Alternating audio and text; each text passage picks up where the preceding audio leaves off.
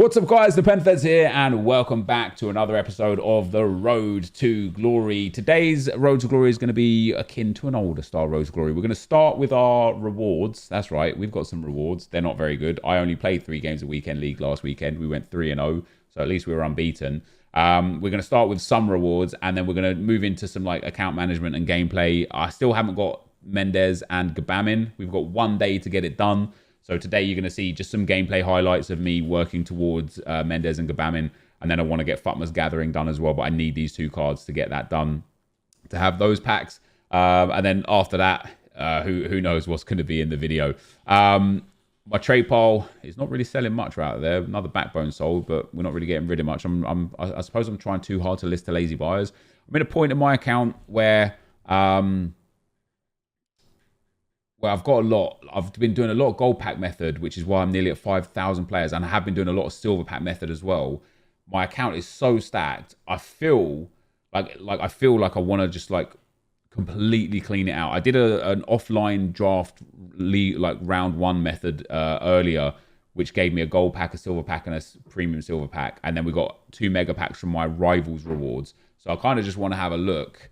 Thanks, Jen. I kind of just want to have a look at if we're still making profit from offline draft round 1s. Matt Glad, thank you for the 50, dude. Just because I haven't done the offline round 1 draft exit method for a while. And I just want to see if it's going to be profitable. So we get a Turkish league player. That's not bad. Is he a good one? No, he's not. So 3 silvers I don't have, though, which is okay. And is Argentinos Junior kit going to be worth anything? Like maybe 300 coins, so that's not a good start. But because of how valuable gold pack method is as well anyway, I genuinely think still like offline draft round 1 method could again be an extremely viable option to make like really easy, really good coins. Let's see, that's not a bad start. We get ourselves the Whitecaps player. He's like 1,000 coins. Nothing. Another Turkish player. Okay, so he's not very many coins at all. Lots of Romanian league players, which typically go for a lot during SBCs. Like FUTBIN really use a Romanian league to like almost price fix, I suppose. So those 3 Romanian league players will probably go for something. But that actually wasn't a very good silver players pack. And then a gold pack from the is that boards? It's not, is it? It's just a rare gold. Come on, give me a good consumable. Give me a hunter or a shadow. Make me some big profits. No such luck. 2 duplicates, and this is why for me the gold pack method right now is pretty useless. It might be worth me just selling up everything and starting again. Complex, thank you very much for the 50, dude. I appreciate it. So 2 mega packs from my rivals gameplay, guys. I don't know what division I'm in rivals right now either. I'm really not paying much attention to it. We don't get a board or a walkout or anything out of the first one. Hopefully, again, some good consumables, maybe a free pack or something like that. Herman the German's not too bad. Some good consumables there. Scott, thank you for the 50, dude. Oh, a free pack. That's always nice. A player pack. Right, we'll keep. Damn this. See, look at the duplicates, guys. So many duplicates. I don't know if I'm going to have enough space on the trade pile to get everything up. Elvedi's one of those ones that does go up in price as well. Right, he's discard. So is he. He's Major League, so we'll sell him. He's Major League and Major Nation, so we'll try and sell him. He's Major League and Major Nation, so we'll try and sell him. He's Major Nation, so we'll try and sell him. And Strakoshka, I don't know if he's worth anything, but we'll give it our best shot. And then before we go and get into some gameplay, guys, well, 2 players pack. Come on, let this be the big one. Yeah, let this be the big one. Not the big one at all. At least a nice... it's not bad. I mean, for a free pack, a couple more players in there, you can't complain, I suppose. And then last but not least, mega pack number 2. So this is from playing pretty much no rivals or champs the whole weekend. We get a board. Not a walkout. How fitting would it have been if I ended up packing something absolutely monstrous? We get Dejene in there. Trezeguet, so I suppose we did get an icon. And then not a lot else coming from the rest of it, other than once again a whole bunch of items that we can't really do much with. So I'm going to now go and get into some gameplay, guys, and yeah, I will be right back. All right, guys, before we get into some gameplay for today's cards, just some things on the account first. So first and foremost, I have completed but not turned in the new Road to the Final SBC. It's the 83 rated squad for either Kent or what's the other guy's name? Forest. I personally think the Kent card is just a better card. Speaking to people on Twitter and through comments and stuff, it seems like Forest or Celtic have a better chance of progressing. Apparently Rangers game is like a tough game. So in terms of like the card upgrading, taking Kent might not be the best choice. But in terms of just the card itself and one that excites me and is more usable and just has just more like potential to be used in the club, this Kent card is there. And the reason why he has more potential to be used is because, first of all, he's strong links to Ian Wright for me, so that will get him on full chem in pretty much any formation. And I love the fact that he's 5-star, 4-star with great pace, great agility and balance and good shooting. So I think we're actually going to put him into a team for this weekend league. That's right, we're playing weekend league this weekend. So I'm going to take the Kent. I mean, I hope Rangers do a madness and he goes up to an 84 and then they get an easy draw and he goes up to an 86. And then they lose because an 86 rate Kent will be quite good enough. But this is definitely an interesting one. And then outside of that, you know, the whole point of this new technique of video, even though today's is going to be a bit more old school, is just to show you guys like what I'm doing more often. So we're up at 4,700 players right now, which is great. But what I'm doing, like outside of getting rid of or keeping the players, there's two things happening today. So number one, I'm trying to still work on getting rid of my consumables. We don't have much for healing. I've got a lot of fitness cards, man. There's a lot of 4 untradables there, no untradables there, but there's just a lot of fitness cards. So I think this weekend league, I think right now they're selling for like 800, like on bid or bin. Yeah, like even 950s. There you go, 650 on bid, which is really good because I could list them up for 1,200 to 1,400. And sell them to lazy buyers across the weekend. You know, not a problem at all. So I'm going to start working on that this weekend and get some more coins in the bank. And then I have just, again, an abundance of contracts. I haven't really used or sold contracts for a long time. We've been keeping on top of these ones. I've actually been using these common golds and I discarded about 200 of them because even if they do start selling for icon swaps too, I'm not going to have enough time to sell. I won't sell more than I consume or like gain throughout the course of the weeks. But the rare ones, obviously, they'll go for like 250, maybe 300 coins. So having nearly 400 of those, that's a lot of, I mean, there's bids on them already. I could probably sell these now. So that's where we're at with contracts that I want to get rid of. Manager League, we're pretty tight on. And then Chem Styles, I've been selling off in bits here and there. I missed out on a couple of really, really good opportunities to make coins off of Chem Styles and off of position modifiers. And I wonder what the Camter centre forwards are now. They were down at 1400s. And even then, I was like, that's a really good price of Camter centre forwards. And now they are, tell me they're not at 2,000. Oh my God, they are, aren't they? They're like 2,200. Oh, 2,100 on bid. It's, again, another opportunity that was there that I missed out on. So I should really sell these Camter centre forward cards now that they're up at like 2,400 for, well, probably get 2,800, maybe 3,000 for them. So let's list 10 at a time. So what I typically do when I sell consumables is list 10 of something, 10 of about 3 or 4 things at once, list them all, wait for the hour to go, relist them a second time, wait for the hour to go, then send them all back to the club. And the reason why I send them all back to the club is because I try and list, like once you sell like 3 or 4, then you're only listing 6 at a time. You get way less opportunity to sell to the lazy buyers. So it's always best to sell like 10 at a time, basically. Otherwise, you're just going to struggle quite a lot. So I think I've actually got like 11 or 12 here, but let's pop those up to 2,800. And so, yeah, so before we go into the game, so I've got that Forest, and then there's 2 players that I'm really interested in to put into my team. It would mean kind of like changing my team up a little bit, not too much, but it would mean that Ian Wright, you know, the whole, he'll be in every team and every game for the rest of the year, no matter what. Ian Wright, I think, might have to go. And it's similar to Thierry Henry last year. Like once we got the 94 Thierry Henry, we did play a lot of FIFA with him. But when we bought the left wing 90 version of Thierry Henry, we scored 1,000 goals with him, and then we sold him. The reason why I kind of want Ian Wright out is because there are 2 players in the game right now that are exceptionally good value. One of them I actually already have in the club as the 92 rated Team of the Year version, and that's Kevin De Bruyne. His inform, his 94 inform is unbelievable value right now. And I want to kind of explain why and where my thought process is as to why he could go up in price. And this is one of those moments where I'm like, if I buy him now and he keeps crashing in price, fair enough, I made a mistake. But I have a feeling, so his 94 rated card is 900k. It's already gone back up. It was 850k earlier. It was 800k yesterday.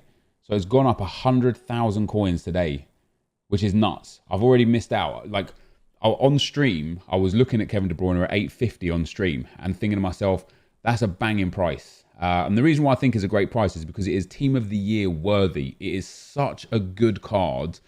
That I look at it and I think if he misses out on a Team of the Year, right? So this is 858 on bid. I just bid on him. I don't even know if that's the right thing, but if he misses out on a Team of the Year, this price will go up just naturally because it's the best De Bruyne card available, right? And like, look at the stats. It's just insane, right? It is such a high level card. If, however, he does get a Team of the Year, this card might crash, or it also might go up. It's the same thing as what people do with like Salahs or Ronaldos and stuff. You know, everyone sells their Ronaldo anticipating the new inform or the new Team of the Year.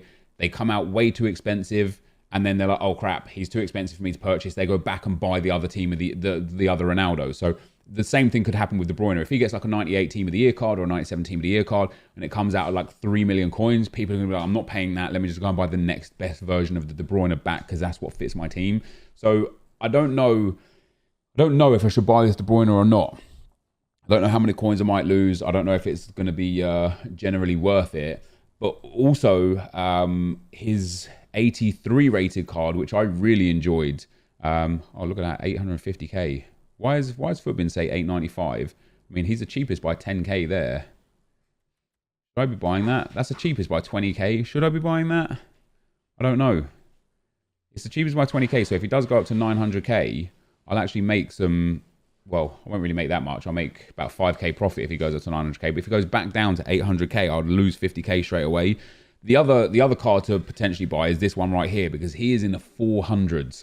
And it is a very, very good card. I used it in draft and I absolutely loved it. 470k for the 93 De Bruyne card. I don't know. What do you guys reckon? Do you want to see me use this card in Team of the Year? There you go. The 871 sold. That means this 851 has gone already, doesn't it?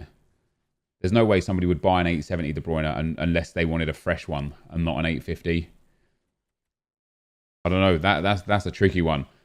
I have a feeling that might, like, that we just saw one go 860 on bid. I have a feeling that could be a good deal. I'm gonna have a little think about that, not for too long, 5 or 10 minutes. And then after that, the other player that I think I want to buy, just because of how good value he is right now, is this man right here, Eden Hazard. I do enjoy this card a lot, and he's down at like 250, unless, yeah. So he's gone up a little bit, 268 there with a Hunter Chem style. I just feel like this again is another card, and those other two went, oh, I've missed it. There you go. I feel like this is just another card that is just too good to be true for that value. I will wait. I'll try and snipe one for like a little bit cheaper. Hopefully we'll get a good deal. Yeah, but for this cheap, for a card that good, obviously soft links to De Bruyne, we can use icons to link them all together. We can then throw in Politano still, and Tonali, and go from there. I don't really want to get 265, but so there's two players there that I kind of really want to look at picking up and adding to the team.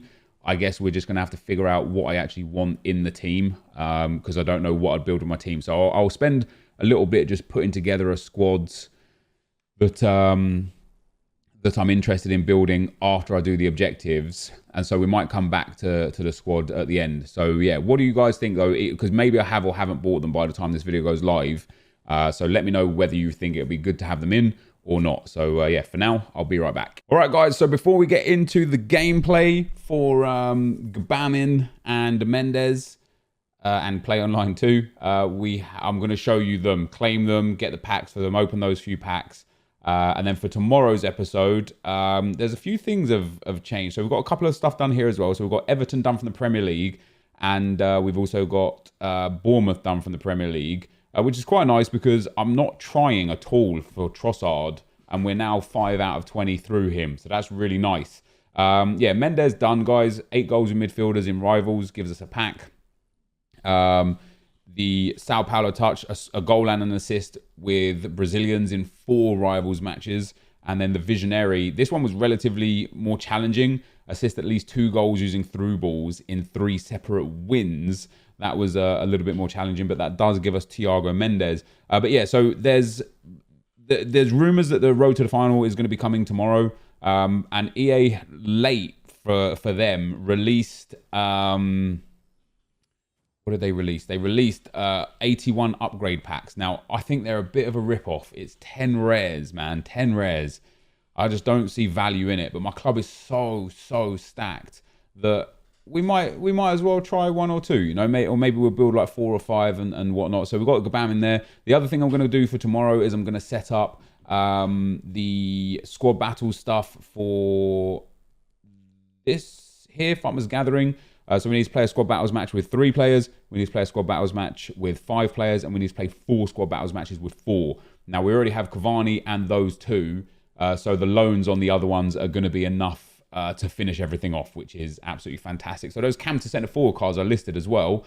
Look like they're selling at 2,800, 3,000 coins. So again, I made some coins off of that, but just I needed to go bigger. So here we go, guys. I'm just going to go in order. I don't know which one of these are tradable and which are untradeable. I think they might actually all be untradeable, but let's see if we can pack ourselves anything good out of these. There's nothing out of this one. You can tell if there's something good at the top by the lights. If the green and white lights are like big, like popping out, I suppose.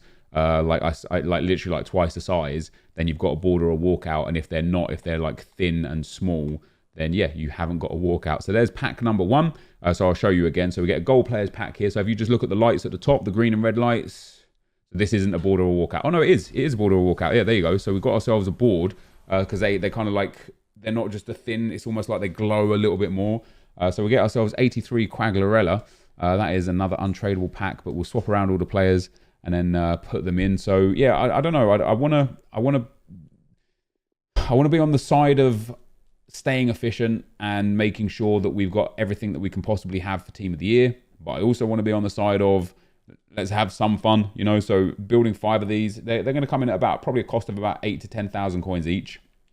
So building 5 of them, 40,000 coins or so. So be it, man. You know what I mean? So here's the 2 rare gold players pack from the Premier League setup. And this is no board or walkout on this one. Are these ones tradable? I believe these ones are tradable. I think the Politano ones were tradable anyway, weren't they? No, so these aren't tradable. But we do get St. Maximin. I don't know if he's worth anything these days. We get an untradeable rare gold. So, of course, we can actually use him in the upgrade pack. And then we get an untradeable St. Maximin. I suppose we can use in the upgrade pack as well. Another 2 rare gold players pack. And again, we're going to get into some gameplay. I think there's 4 games altogether. So we get nothing out of the gold player pack number 2, which is arguably to be expected. Kere and Kverkvelia. What a great name. So he's untradeable already. So we're going to have to throw him away and move on to... what else do we have here? What is happening with these servers? An Electrum players pack and 2 premium Electrum players packs. So always nice. And we are definitely, we're going to be very, very, very close to 5,000 players in the club, which is unbelievable. Like, you know, if you even say you could sell each player for 1,000 coins, that's 5 million coins. And that's an on average setup. You know, I know some cards will sell for less than 1,000 coins and a lot of cards will sell for way more than 1,000 coins. But even if we could get 1,000 coins per player in our club, that's 5 million coins. If we can get 1,500 coins, 7.5 million coins. If we get 2,000 coins, we're pushing up towards 10 million coins. Now, when you talk about on average, obviously someone like Vieira is worth like 1.4 million. So he brings up the average quite a lot. There's obviously a lot of bronze packs in there, bronze players in there, sorry, I beg your pardon, that aren't even selling for 200 coins that bring that average way back down. But, you know, we talk about if we could get such and such on average, we just got a lot of damn stuff in the club. And the part of me sits here and thinks, man, I should just sell everything, see what I've got left and start again. The other part of me is, no, this is what we were planning to do. You know, the culmination of just keep growing the club and growing the club so that when things are valuable, you sell them, you make loads of profit for them. And when they're not valuable, you hold on to them until they're worth something. That's the whole point of what we're doing. But because we're getting so close to Team of the Year, I am sitting here thinking, selling up every single item, discarding all what doesn't sell, selling everything else. We're going to end with a board here as well, which is nice. Could be a bit of fun. So no walkout. We get one board. It's going to be Brazilian. Come on, be Fabinho for me. It is a CDM. It's not. It's going to be Lucas Leiva, but that's still okay. So just for playing the game, we've got some players. And I genuinely played it relatively casual as well for all of this. I didn't really try too hard at all. I played, yeah, very, very casual. I've thrown so many games. I've quit out of so many games just to get this done nice and easily. But that's where we're at, guys. So yeah, we're going to get into some gameplay now and take some comments from the comment section. So I will be right back. All right, guys. So as we get into the gameplay, of course, not much gameplay. I didn't have many things to complete. I just needed a few more goals from midfielders and strongmen, one more Brazilian assist and goal, and the through balls, which was a bit of a stress, and the chip through balls from the Premier League players, which was a bit of a stress. But we got it done in the end. I've only got 3 comments from today's video because it's only 6 or so minutes of gameplay. The first one is from Shay Saba. It says, NepentheZ seems happier. It's refreshing to see. The difference is the post-com NepentheZ versus the live NepentheZ are 2 very different people, because like who I am just as a person, as a human, is I'm very, very, like, you know, without trying to toot horns and such, I'm just quick-witted, right? I'm just very, very fast on like responding to anything, whether it be in chat or verbally, like having a discussion with someone. I'm just very sharp and very quick at hitting back or having fun and making jokes, right? And so on stream, that's really, really easy to do for 2 reasons. Number one, because the chat is interacting with me on a one-on-one basis, so I'm able to respond in kind on that one-on-one basis. But also number 2, because I know I'm pleasing or entertaining a live audience opposed to a post-com audience, even the way that I can react on a game-to-game basis or a situation-to-situation basis is different, because it gives me the luxury of being able to run with memes that are created within the stream, or run with like literally like inside jokes and such. So for example, you know, when the man on the ball right now, when I call Pepe Irish all the time without even blinking, stream just goes wild. They love it. They know what's going on. They understand the context of what we're talking about. But video, oh my God, how racist is he? And it gets thumbs up, and like people start going, yeah, man, I've seen him say things like this about other people. And I'm just like, you guys just don't get the joke. Like, it's literally a joke, nothing to do with anything other than the colors of the flags. The flags just look similar. They're just the same flag, but reversed, right? So, so people don't really understand on video the memes and jokes. So when I do things on video that are trying to be funny or whatever, or, you know, trying to be quick-witted, it just misses the mark sometimes on video, and it's just a different dynamic. So the person that you get from me on streams is wildly different. That's not to say it's necessarily better nor even worse. Like both instances of what I have and why I value this channel so much is because on this channel we get to be a little bit more kind of matter of fact and to the point. We get to express information that's important. We get to talk about more serious subjects. Not that we don't on stream, but I could just take any comment that I want and drive the direction of the content in that way. So, there's something to be said for both of them being quite enjoyable, which is why specifically like today, I'm quite happy to sit here and be like, today's video is like the videos of old. The other thing is from Enoch. He says, hey, Nep, instead of putting out your videos a day later, can you upload the new content on the same day it comes out, please? Because it makes more sense. For like instance, Modric and Atal came out today. Now we have to wait for tomorrow for that video. I don't see the point. Thanks, keep it up. Well, in short, the answer is no. And there's generally not much daily SBC content that expires after 24 hours. So after Futmas, that won't really be a problem anyway, right? The reason why no is because that content comes out at 6 p.m. I make my main channel video, and that's all sorted and done by like 7 p.m. Now the Road to Glory goes up at 10 p.m. That leaves me a 3-hour window to do everyththing I would need to do for creating an entire Road to Glory video. That is including editing, recording, uploading. It's just not enough time. There literally is just not enough time.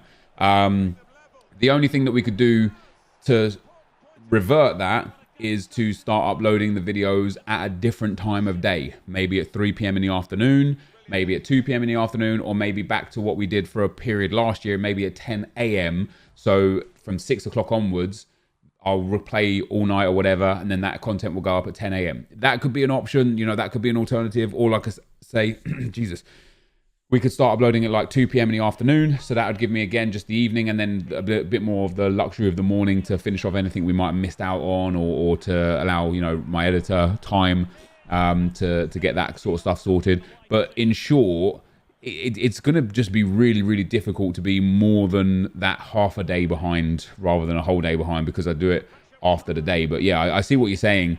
And I understand where you're coming from. It's just going to be really tricky and really challenging to do that unless we just change when I upload the videos. And then last but not least, we've got Simple Swings. It says, hey, Nep, don't you think a major issue is that the passing mechanics are just simply broken? Even in squad battles, which is exacerbated when playing online, the delay problems compounding everything. But in FIFA 20, half the passes you make would never have made it to the right player anyway. I think the community should also be pressuring EA to admit flaws in gameplay, even in perfect conditions. Well, it's not a flaw in gameplay per se. I do get where you're coming from, and it is a flaw in gameplay, but it's more about the assisted passing. If you want your passes to go exactly where you're aiming your passes, switch to manual. Then your passes will go exactly where you're aiming your passes. But then you will actually recognize and realize how impactful and important assisted passing is to you. I don't know if you've ever tried manual passing, but my God, it's tough. And so the issue isn't necessarily with the gameplay, it's with the fact that assisted passing has to make a decision based on a wide number of variables, and sometimes it just makes the wrong decision. Sadly, this year, more often than not, it makes the wrong decision. But there you go, guys. That was the last game that allowed us to complete all of the objectives that you've already seen us claim. So this is going to be the end of the video. Thank you for watching, and I'll see you next time. I'm out. Peace.